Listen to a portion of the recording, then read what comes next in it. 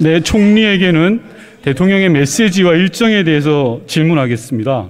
대통령의 메시지는 국정 운영의 가장 힘센 무기이자 수단입니다. 그런데 그 힘센 무기가 이 정부에서는 대단히 민망한 수준입니다. 첫째, 대통령의 메시지가 과격하고 품격이 없다고 생각합니다. 둘째, 적을 만드는 언어를 구사합니다. 셋째, 정작 해야 할 때는 할 말을 하지 않고 외면합니다. 대통령의 입에서 작태, 폐륜 같은 단어가 너무 자주 나옵니다. 걸핏하면 상대를 적으로 규정하고 싸우려 듭니다. 상대를 포용하거나 이해하려는 대통령의 메시지를 본 바가 없습니다. 총리님, 대통령의 메시지가 칼이 되어 돌아다니고 있습니다. 대통령께 메시지를 바꾸어야 된다라고 진언을 드린 적이 있습니까? 네, 그 국정의 핵심에서 이런 메시지를 포함해서 모든 그러한 역할을 하셨던 우리 의원님께서 말씀을 해주시는 사항이기 때문에 무겁게 받아들여야 된다고 생각합니다. 그러나 대통령님의 일정과 메시지는 국정 운영의 방향을 제시하려고 노력하고 계시는 거고요. 또 그런 측면에서 국민들과 소통하는 하나의 수단이다 이렇게 생각합니다. 야당 의원만이 이렇게 생각하는 건 아닌 것 같습니다, 총리님. 야당의 여당 전 대표가 대통령 메시지 담당을 잘라라. 그리고 여당의 전 선대위원장이 대통령의 구시대적인 인식을 하고 있다라고 이야기를 하고 있습니다. 이런 부분에 대해서는 진언이 필요하다는 생각이 있고요. 윤석열 대통령은 아울러서 적을 만드는 일에는 참 열심인 것 같습니다. 하지만 정작 국민이 묻는 것에 대해서는 묵묵부답입니다. 말씀을 하셔야 될 때는 입을 꾹 닫고 용산에 숨어 계십니다. 서울 양평 고속도로 논란, 김건희 여사 명품 쇼핑, 잼버리 대회 파행, 청주 호성 지하차도 참사, 후쿠시마 오염수 방류, 심지어 장모까지 구속되었는데 사과는커녕 말 한마디조차 없었습니다. 저는 이게 정상이라고 생각되지 않습니다. 총리님, 대통령께서 하고 싶은 말만 하시고 하기 싫은 말은 피한다는 세간의 그런 지적이 있습니다. 이 지적에 대해서 어떻게 생각하십니까? 저로서 그렇지 않다고 생각합니다. 대통령님께서는 여러 과정을 통해서 본인의 뜻과 메시지를 전달하는 것이고요.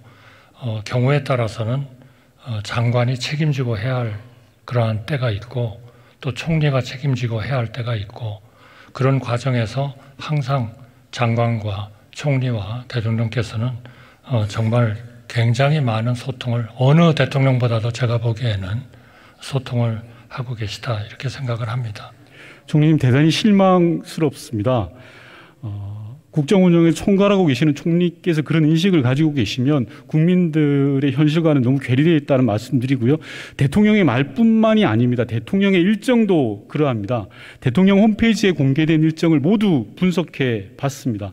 메시지와 마찬가지로 엄청난 많은 문제점을 가지고 있는데요. 첫 번째, 대통령 일정이 너무 적습니다. 근무일 기준으로 대통령 하루 평균 공개 일정이 1.7건에 불과합니다.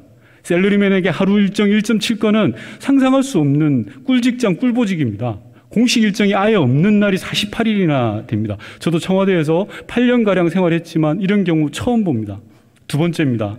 대통령의 일정의 절대적 양도 적지만 질도 문제가 있습니다. 압도적으로 많은 것이 각종 회의 임명장 수요식입니다. 총리님 아시다시피 경상 일정이라고 하는 겁니다. 이게 70% 이상입니다. 안타깝습니다. 어찌 보면 여유가 있어 좋아 보이겠지만 국민들이 볼 때 말년병장 같은 느낌입니다. 세 번째입니다. 대통령의 일정이 너무 편협해 보입니다. 예를 들어 대통령이 만난 속칭 여의도 사람들은 신임 국회의장단만 빼고 모두 국민의힘 소속 정치인입니다. 16개월 동안 9번을 만났습니다. 만나고 싶은 사람들만 만납니다. 대통령께서 반대편에 있는 사람을 만났다는 보도를 본 적이 없습니다. 네 번째입니다. 대국민 소통 일정은 극단적으로 없습니다. 기자회견은 취임 100일과 신년초 2차례에 불과했습니다. 도어 스태핑으로 흉내만 내고 국민들이 궁금한 걸 답하지 않습니다. 총리님, 총리께서는 총리를 두 번째 역임하시고 국정운영의 경험이 누구보다도 깊다고 생각을 합니다. 대통령제 하에서의 대통령의 일정은 정부가 가야 될 방향이라고 조금 전에 총리께서도 말씀하셨습니다. 하지만 윤석열 대통령의 일정을 보면 어디로 가야 되는 방향이 보이지 않습니다. 그저 당연한 회의, 그저 당연한 기념식에 참석할 뿐입니다. 총리께 묻겠습니다. 이런 일정상의 문제 어떻게 생각하십니까? 저는 의원님께서 너무나 대통령님의 일정이 무엇을 의미하는지를 잘 아실 것이고요. 또 많은 일정 중에 상당 부분이 다양한 분들을 만나는 데 투입되고 있다는 것은 아마 누구보다도 의원님께서 잘 아실 거리라고 생각합니다. 그래서 공개 일정이 적다. 이것이 대통령의 그 만나시는 활동의 다양성을 그렇게 얘기해 주는 것은 아니라고 생각이 듭니다.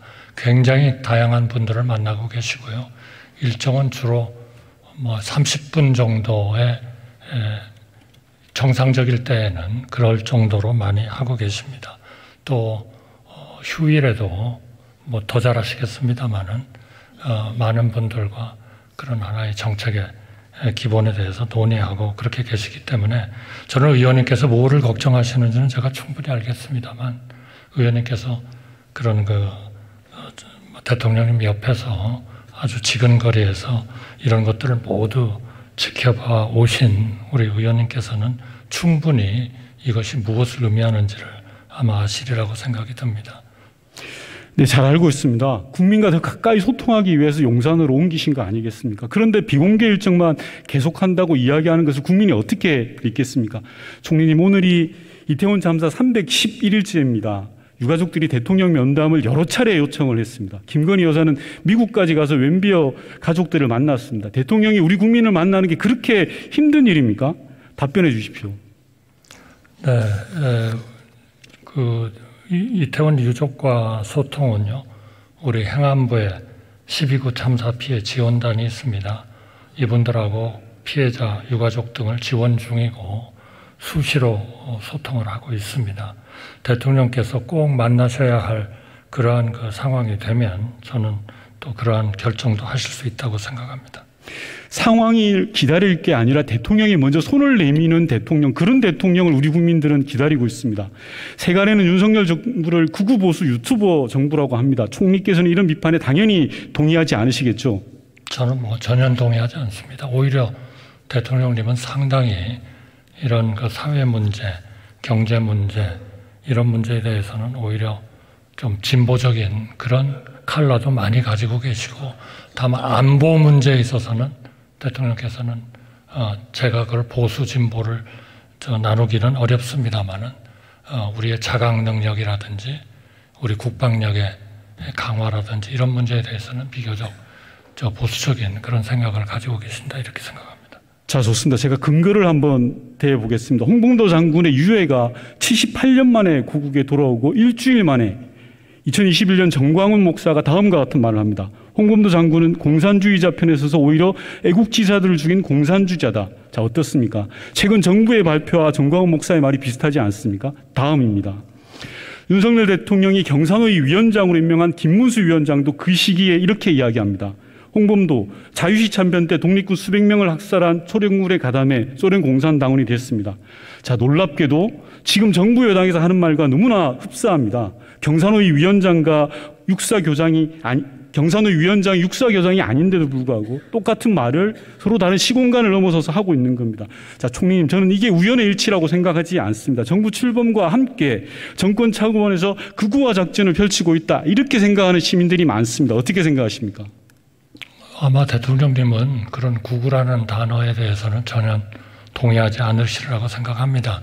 이번 홍범도 장군님에 대한 그 문제는 이거는 육사의 정체성, 또 육사로서 판단하는 그러한 조치지, 이 문제가 대통령까지 올라가 가지고 이게 이념화되고 정치화되는 그런 이슈는 아니라고 생각합니다.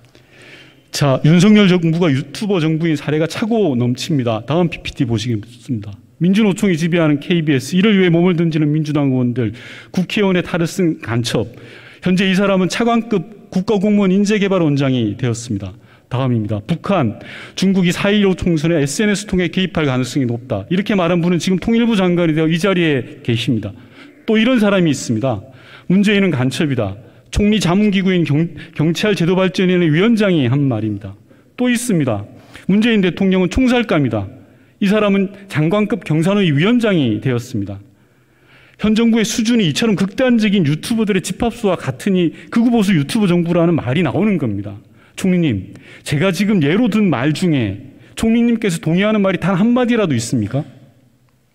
저는 별로 동의하지 않습니다. 다만 이분들이 어떤 맥락에서 어떤 그 컨텍스트에서 말씀을 하셨는지는 좀 앞뒤를 충분히 제시하면서 국민들이 판단하도록 그렇게 하시는 것이 좋지 않을까 생각하고요. 또 여기 이 질문이 우리 의원님께서 말씀하신 대로 그게 다라면 이거는 본인들이 뭔가 설명을 하도록 하는 것이 맞다. 제가 일일이 이 문제에 대해서 하나하나 코멘트를 하거나 설명을 할 필요도 없고 또 그럴 능력도 없다 하는 말씀. 네, 총리님, 제가 이 자리에서 더 독한 말이 있는데도 안 가지고 나왔습니다. 총리님 면 보기가 민망할 것 같아서 꺼내지 않았습니다. 총리님, 이런 사람들을 정부 주요 직에 임명하는 이유가 뭡니까? 이런 문제를 알았다면 당연히 조치가 필요한 거 아닌가요? 저는 그분들이 어떤 맥락에서 이런 말씀을 하셨는지를 좀 더 의원님께서 얘기할 수 있는 기회를 주시고요.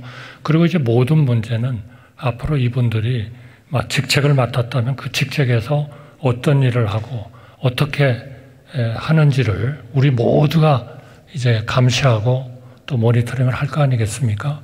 거기에 따라서 판단해 주시는 게 옳다 이렇게 생각합니다. 예, 총리님, 총리 자문기구에 경찰제도발전위원회라는 게 있죠. 네, 그렇지 않습니까? 맞습니다. 그 위원장이 조금 전에 문재인은 간첩이다라고 발언을 했습니다. 총리님 이 내용 보고받지도 않고 그 맥락도 파악하지도 않고 그 자리에 계십니까? 그건 아니지 않습니까? 네, 저는 이것은 못 들었습니다. 못 들었다는 게 말이 됩니까? 세상 천지에 언론에 보도된 게 수많은 언론 보도가 있었습니다. 그리고 총리께서 직접 관할하고 있는 자문기구의 위원장입니다. 총리께서 해촉할 수도 있고 임명할 수도 있는 자리입니다. 법적으로 그러합니다. 그런데도 불구하고 단 한 번의 조치도 취하지 않았습니다. 어떻게 생각하십니까?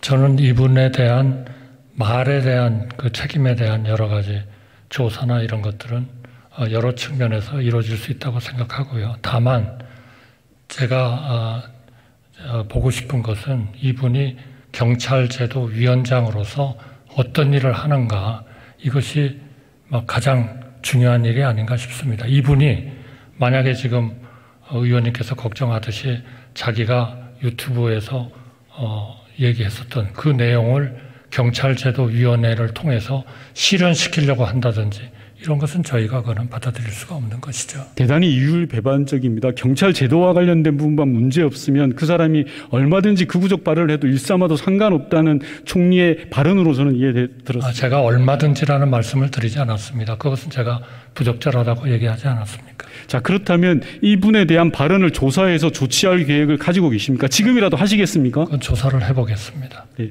국정 운영에 바쁘시겠지만 총리께서도 혹시 유튜브를 즐겨 보십니까? 저는 별로 잘 보지 않습니다. 저작거리에는 대통령이 극우 유튜브를 그렇게 많이 본다는 이야기가 있습니다. 당연히 저는 사실이 아닐 거라고 생각합니다. 앞서 총리께서 말씀하신 것처럼 유튜브 자체가 무슨 문제이겠습니까만 편향된 한쪽의 이야기만 듣는 건 대단히 큰 문제가 있다라고 생각을 합니다.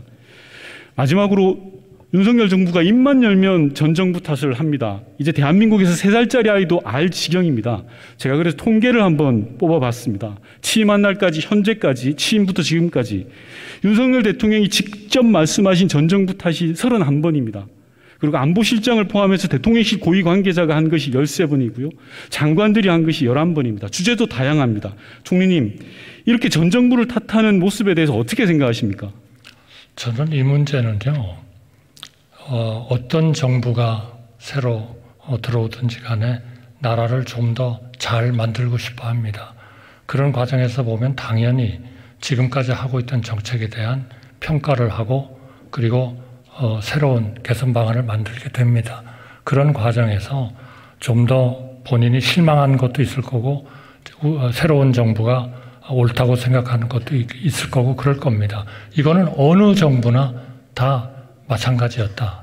예를 들면 우리 의원님 계셨던 정부에서는 적폐청산이라는 이름으로 모든 이런 평가와 조치를 하지 않으셨습니까? 저희가 이러한 평가의 과정에서 나오는 일이고 그것을 가지고 평가 그 자체를 위한 것은 아니다. 이렇게 좀 이해를 해주셨으면 감사하겠습니다. 탓을 하는 게 아닙니다. 평가를 하고 좀 더 나은 국정을 만들기 위한 하나의 방향이다. 이렇게 좀 말씀해 주셨으면 좋겠습니다. 대단히 실망스럽습니다. 총리께서는 이 질문에 대해서 국무총리로서 국무위원이나 대통령실에서 이런 일을 못하게 하겠다라고 하는 게 저는 국민들이 원하는 답이라고 생각을 합니다. 수고하셨습니다.